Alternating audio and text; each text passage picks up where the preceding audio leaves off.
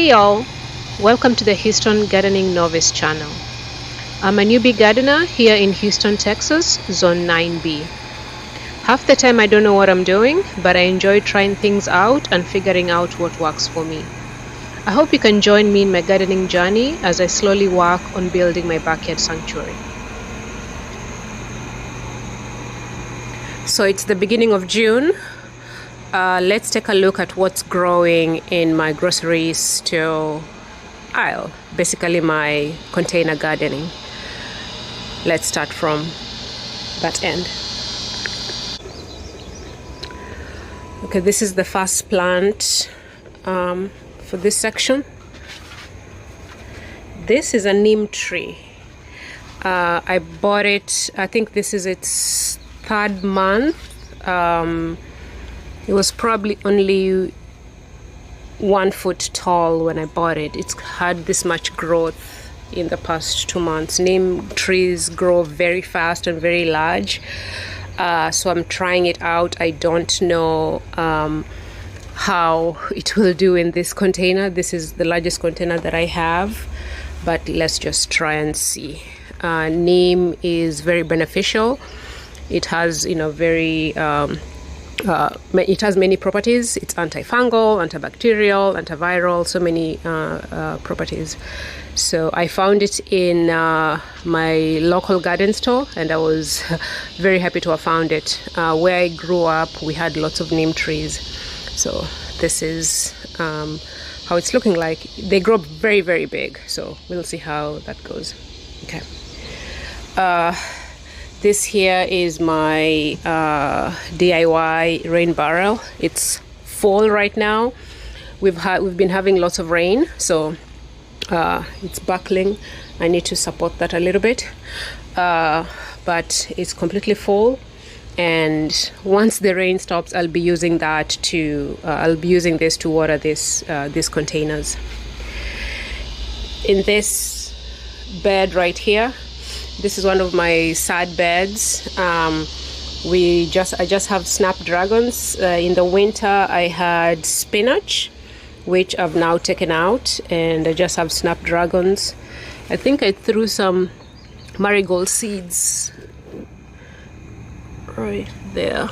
I see some are starting to sprout. Yeah, there's some more right there. So we'll see how those grow. So this bed is 1 foot by 8 or by 6. I think by 6. And the heights are, they're my small bed. The height is only 6 inches. So they're my small raised beds. Okay. Here we have, so my fruit trees are, almost all of them are in containers. And I've been slowly transferring them to these clay pots. So this is the apple Einsheimer. It's the green apple. It's good for a hot climate.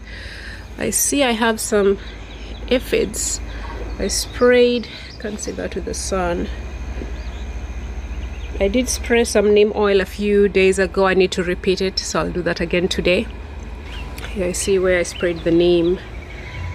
They are dying off, so I need to repeat that probably, because with neem I think you have to do it every couple of days. So this is the full second year with this tree. It hasn't produced any fruit yet, but it's grown in size. And I think by probably in the next year or two, I should have some fruit. Okay, this side, this is a baobab tree that I grew from seeds. I have a few of them. We eat baobab seeds, but whatever was left, this was from last year. And it survived the winter, survived the snowstorm, and that's how it's looking like. I don't know how it will look like in the container as it grows, but I see the trunk has already started widening. Baobab trees have very interesting trunks, but we'll see what happens. Okay, These are lentils. It's right now I just threw some lentil seeds here while my potatoes are while they get ready before I plant them. They're not ready yet to be planted. So that's lentils. This is mango. I also started some mangoes. I think I had 5 or 4 mangoes that I started from seed last year. This survived the snowstorm. I didn't protect them. It had lost all the leaves, but now they are back. I think this is an atoll for the honey mango. Yeah. Some more lentils. These are black-eyed peas. Again, it will yeah, these are black-eyed peas. They'll be in this pot until I plant something else, because it's gonna be too hot for them soon anyway. Another mango, similar to the other one. These are potatoes. These are russet potatoes. This is a ginger. Yes, I started this I think in February. Yeah, so we'll see. Ginger takes I think 9 months or so. These small containers here, another mango, another baobab, and another baobab here. I haven't transferred these to the larger containers. They're still small. Okay. Back here, let's see. So here is a tamarind tree. So this was it was big. It was about 5 to 6 feet. But in the snowstorm, I thought it had died. So I cut it all the way back. Right there. And I was gonna throw it away, but I saw shoots coming from the side, and that's how it was looking like. It looks like a shrub right now. This is a huge tree. Similar to the neem tree. So they are tropical trees, so I'll see what happens with it. This is a pink crab apple. Yes, this I butchered it last year when I was doing the summer pruning. It's recovered. Now it's I'll probably need to prune it again in the summertime, but I'll do very light pruning. It was really big, but I decided to reduce it and I almost killed it. This is a nasturtium. I did throw nasturtium seeds with all the fruit trees. Some of them germinated, some did not. This is one of the ones that germinated. Okay, this bed here has the red Russian kale. I planted this in the fall. So I've harvested from this multiple times, and now I've just let pretty much my brassicas right now, kale, the collard greens. I have I think 3 or 4 varieties of kale. I'm no longer treating them. I have way too much, so I'm just letting the insects have their ways. So they're pretty much, see, let them eat. Yep, see how's aphids. So yeah, but I planted way too much. I didn't realize I would have a huge harvest of them. Okay, this is another apple tree. This is the golden Dorset. It hasn't fruited yet. It's grown in size. The trunk has grown in size. That's it. This is another apple that's good for a hot climate. Yep, see. Okay, this is a Barbados cherry. It's set flowers. Hopefully they'll fruit. The flowers will turn into fruit in the next few weeks. This is another apple. This is an Anna apple. Hasn't fruited yet, and is another apple that's good for a hot climate. Yeah.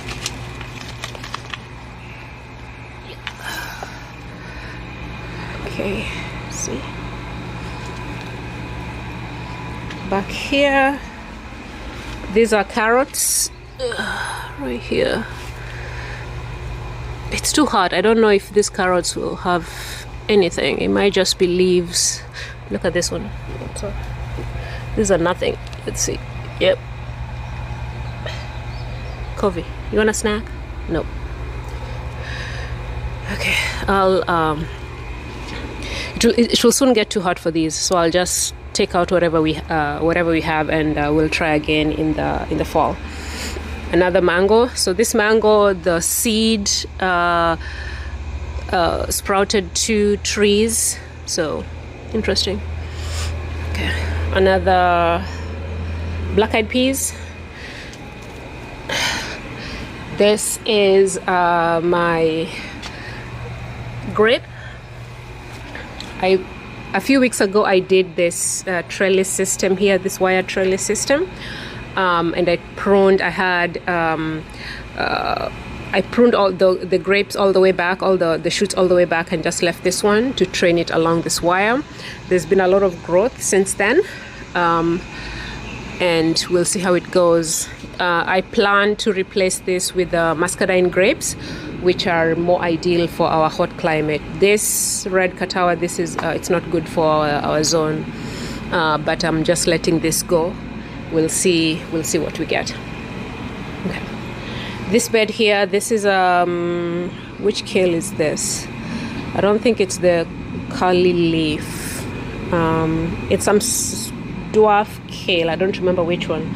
But again, like I said, all my brassicas, I'm just letting the bugs eat them at this point. I'm done. I have way too much. Another one there. And I also did throw some, oh yes, I see them. I see the marigold seeds starting. Oh, and I did put some onions as well. I think no, this was in the winter. These are small. I put this in the winter. So we'll see how that goes. Here, I got this nectarine in this year in the winter, in I think February or January. No, it was February. So this is the sunraiser. So this is a self-fertile variety. So it will self-fruit, but I have a different one. I have this one, and then I have this is the color rose. Yes, this is also another self-fertile. These are small. I don't expect any fruit from them for a few more years. See, my nasturtium is not doing well for this one. Okay.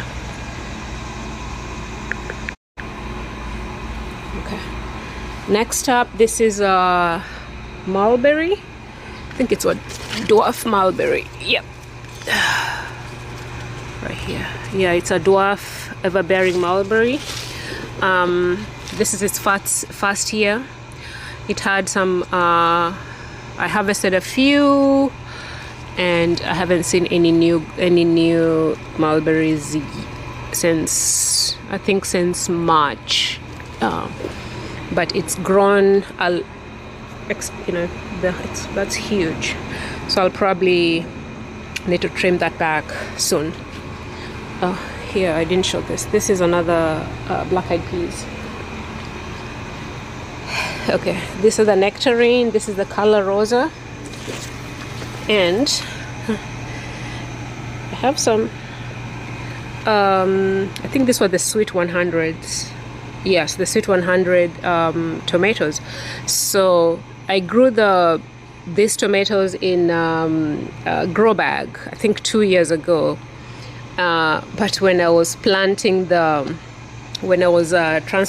the nectarines, I reused the soil from the tomatoes, and I guess the seeds that had fallen in there. This is what I guess one of them germinated, and this is what we have. So I'm just letting it be. That's how it's hanging on, and we have tomatoes. We have cherry tomatoes that we didn't plan for, which is good. Okay, this bed has this is the lacinato kale. No, the lacinato was that one. I think this is the dragon.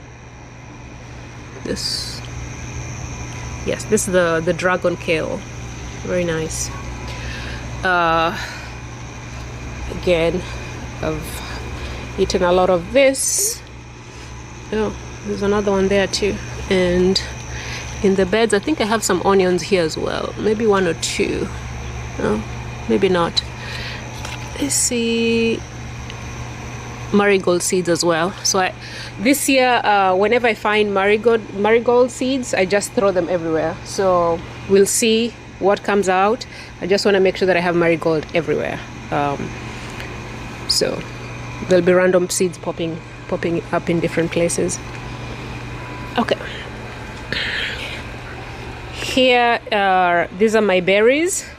In the winter time, I bought most of them in the winter except for the Hello Darlings, the blueberry, and I think 2 blackberries. No, this blackberry is old, and there's another, I think a pink icing. Yes, pink icing blueberry. The rest, there were small twigs that I planted in February, and they've had growth. A few berries here and there, but nothing. I haven't had a bumper crop yet. Okay, so this first one, this is a raspberry. Which one is this? Fall gold? Yeah. This one is supposed to, yeah, it's a fall gold. It's supposed to fruit in the heat of summer in July, August. We'll see if it does. So this is, I don't know what kind of blackberry this was. I don't even think it had a tag, but it's been producing. Not much, but it's been producing. I nibble from there almost every few days. This is a Glencoe raspberry. This other one is Baby Cakes blackberry. I see we have some fruit here. This is a new one. This was which raspberry is this? Heritage raspberry. This one is a hostaberry. This is the pink icing. This is the Hello Darling blueberry. So this I severely pruned it when I moved it to this pot. So I pretty much cut almost all the flowers. So I knew I wasn't going to get a yield this year, or at least not probably in the spring or summer. But now it's more than double the size that it was when I cut it. So it's good. This is a gooseberry. This hasn't fruited yet. I'm waiting to see how this tastes. We used to eat this when we were kids. They were wild berries. I want to see if it tastes the way I'm imagining it. Hasn't fruited yet. And this is a red currant. Also hasn't fruited yet. So we'll see. Okay.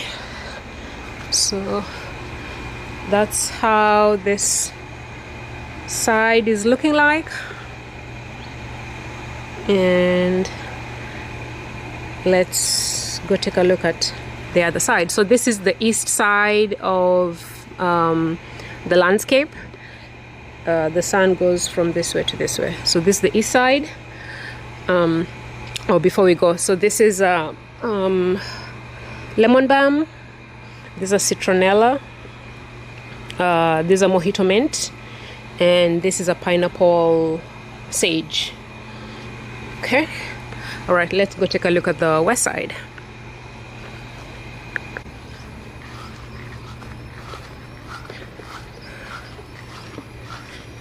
So starting right here, again, this small raised bed has, I think, 6 kale. We have the dragon, the lacinato. Yes, just those two. The dragon kale and the lacinato. And I have some onions here as well. Yeah, there's some onions. So this side, I don't see as much pest issues as the east side. Interesting.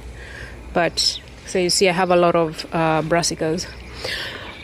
Okay, that's overview. All right, this my fruit trees. So this is the I think this is a pineapple pear. Let's see. No, Florida home pear. Okay, the Florida home. Look at the nasturtium. So there we go. Hasn't fruited yet. Probably in another year or two. And you can see where I normally prune. So this was the summer pruning from last year, from the summer. And then this is where I pruned in the winter, back in, I think I did it in February, yes. And then since February, this is what has grown. And it's June right now, so in the next 2 to 3 weeks I'll be doing the pruning for the fruit trees, because my goal is to grow dwarf fruit trees, and for that you need to be pruning. You need to prune twice a year for that. Okay, this is another Barbados cherry. Hasn't fruited yet. Their flowers. This had some aphids and they're now gone. I did treat it with neem for a few weeks and they are now gone, and I see new leaves and new flowers. That's good. This is, I think this is the pineapple pear.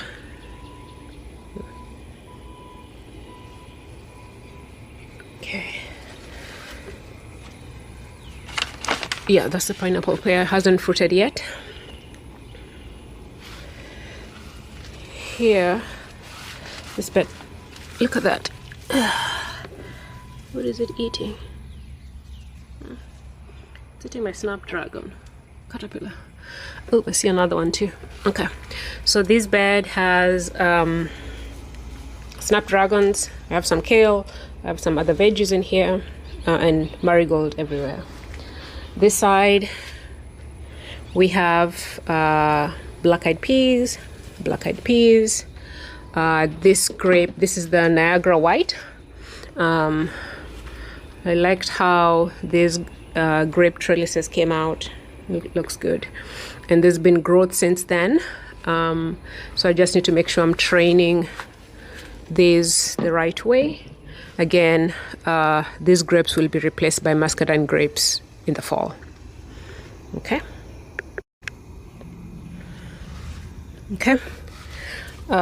More black-eyed peas, and here is this is a Sam Houston peach. This is it's a peach that's good for, again, hot climates. I think it was developed at Texas A&M, so it's great for our hot climate. It hasn't fruited yet. It's grown in size. The trunk has widened up. It will probably fruit next year. This is Japanese methley, the plum. I've been trying to fix the shape of this, and I think it's finally looking okay. It hadn't been pruned when I got it. It had way too many branches. I've cut most things. I cut almost all of them. I think I left 3, and now I think it's looking much better in an open shape. Hasn't fruited yet. It will be a few more years. I think maybe another 3 years or so. The plums take a while before they start. This one is the Florida King Peach. So for this one, I finally have my first fruit right there. That one is actually almost ready. There's another one here, and there was actually a third one here that I ate this morning. So I have finally harvested from my fruit tree. Looking forward to those two. It looks exactly like the picture, and it's a white flesh. I liked the taste of the one that I ate. Okay, here more lentils. These are crepe myrtles that are this one reseeded itself, and this one, yeah, I think this is also a reseed. I'm trying those out to see how they'll look like. Another lentil. Here is I have some veggies here, and then oh, I see we have lots. I see them. Lots of marigold seeds are sprouting. Excellent. Okay, and then snapdragons. My second rain barrel is here.